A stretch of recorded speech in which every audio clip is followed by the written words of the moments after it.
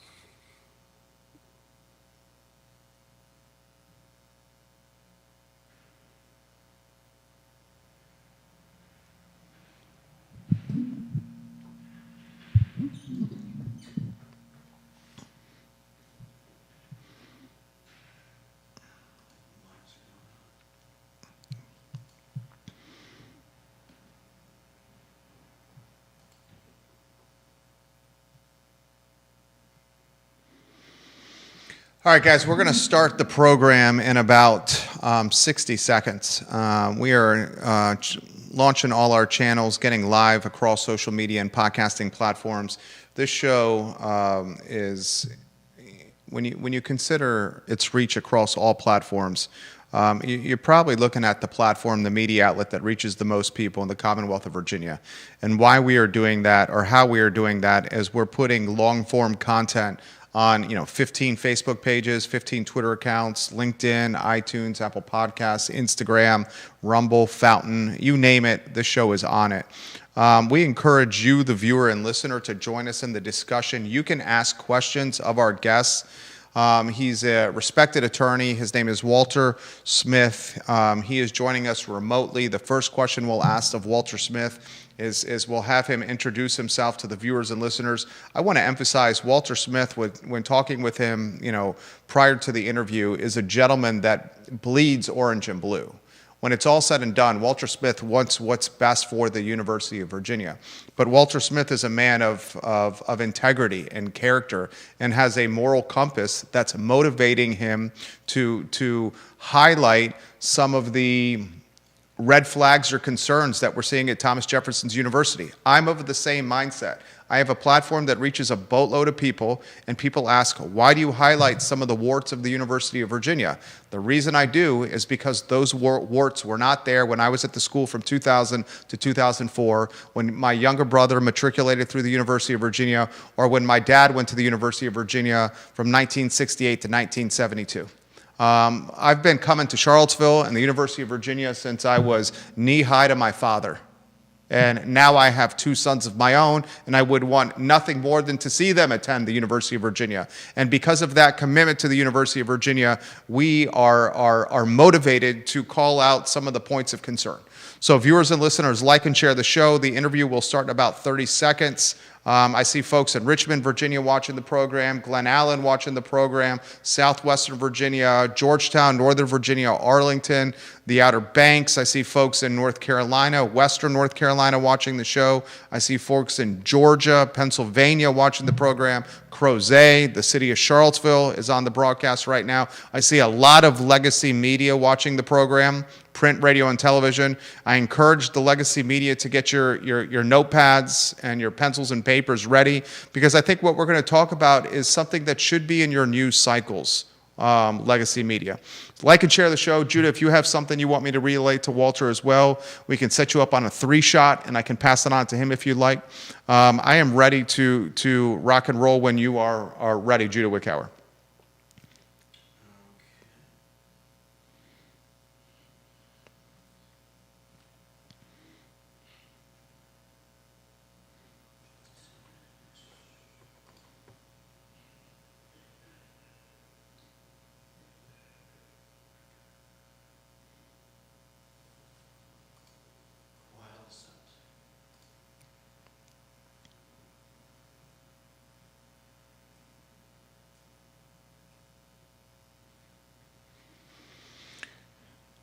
Welcome to the I Love CVille show, guys. My name is Jerry Miller, and thank you kindly for joining us on a Wednesday afternoon in downtown Charlottesville, Virginia. We are less than 2 miles from the University of Virginia, literally less than 2 miles where I sit. I can walk to Scott Stadium or the John Paul Jones Arena from where I sit. I can walk to the lawn. I can walk to the rotunda. This community we live in, Charlottesville, the home I live in Albemarle County in Ivy, Virginia, is influenced more by UVA than any other economic factor, entity, business, politics, you name it. UVA is the driving force. As a result, this talk show, the I Love CVille show, the water cooler of content and conversation for Charlottesville, Albemarle County, and Central Virginia, spends quite a bit of time discussing UVA. And boy, oh boy, have we had a lot of topic matter to discuss. We've had a pro-Palestine protest on grounds that was interrupted by the Virginia State Police and pepper spray. We had the very disheartening and demoralizing triple murder on grounds. A triple murder at the hands of a football player that's now in prison and will be for a long time, that took the lives of 3 young men that had very, very, very bright futures. We've had a scandal at the hospital system at UVA Health that frankly has rocked me to the core. A scandal that has alleged white-collar racketeering, cronyism, backroom dealing, fraudulent billing of vulnerable and sick and dying patients, medical chart changing to maintain performance standards and national rankings, and a cover-up of even more concerning proportions, perhaps. The alleged crimes and criminal and nefarious behavior is disheartening.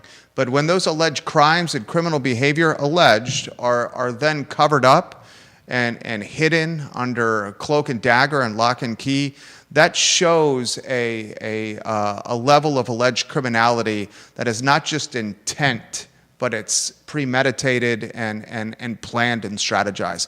Today's program, we're going to unpack a report that's driven the news cycle. And this news cycle has been driven by a 239-page document that was uncovered through exhaustive efforts by a talented attorney named Walter Smith, and he's our guest today. He's a triple who, a man of integrity, reputation, and character who bleeds orange and blue. But he's also a man that has a moral compass that is driving him to bring transparency to Thomas Jefferson University, and we certainly need that transparency more now than ever before. I want to highlight you, the producer of the show, who helped set up logistics for this interview, so I can sit in the seat and do what I like to do, which is talk to people that I find fascinating, and Walter embodies that quality. Judah, now live for 4,000 people, so pressure. The show is yours. I thank you for joining us on the program. I will get out of your way and ask kindly to introduce yourself to our viewers and listeners.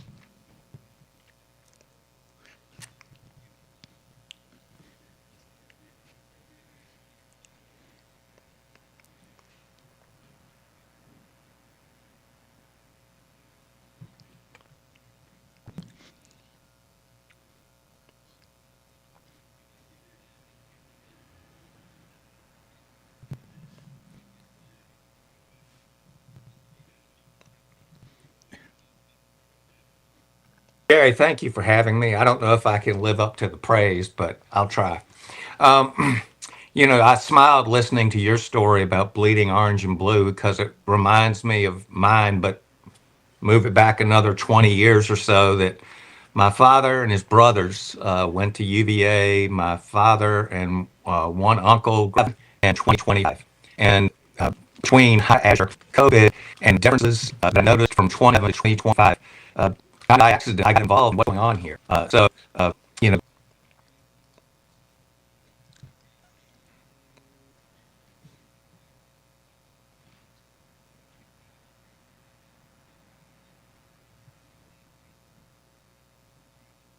30 minutes last week, here now, more than 7 day change removed from getting my inbox on the Jersey Soil Surface and other platforms. I saw it happen to me at I'll say at 11:50 in the morning. I had an interview pre-scheduled. So the first show after meeting, we didn't do anything about it. It turned out to be beneficial because it gave us 24 hours to digest what was complicated material. After digesting the material for 24 hours, goodness gracious, my jaw was on the table. I'm going to ask an open-ended question to set the macro stage, the broad stroke stage of the 230 pages. And it's complicated material. So I'm going to ask you kindly and respectfully to put in a way that, and this is what you try to turn, that we all can understand. For you listeners, in 14, 15 states watching us, so they can understand, Walter.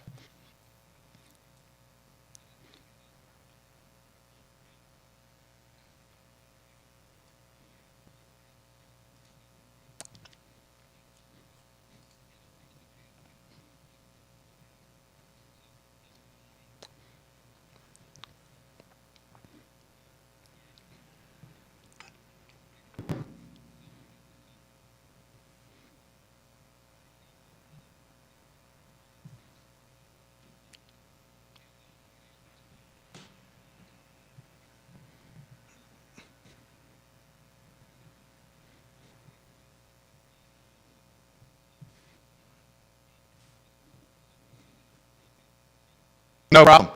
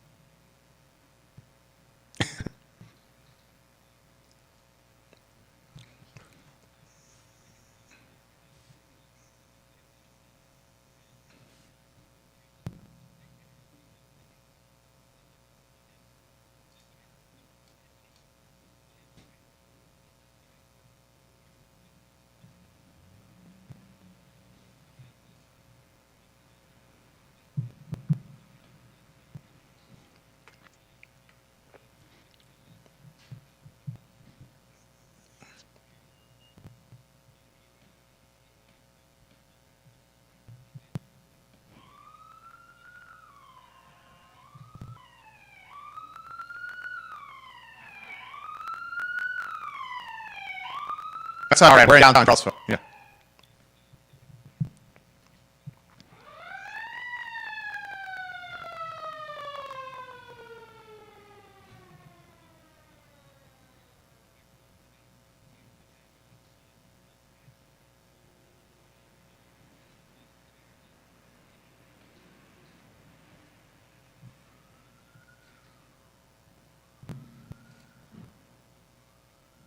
Let's talk. Craig comes from Ohio State University with documented media coverage of red flags concerns. Anyone that hires Craig and CLDV system in Virginia has to do a basic search. When they do a Google search, they will see media coverage that says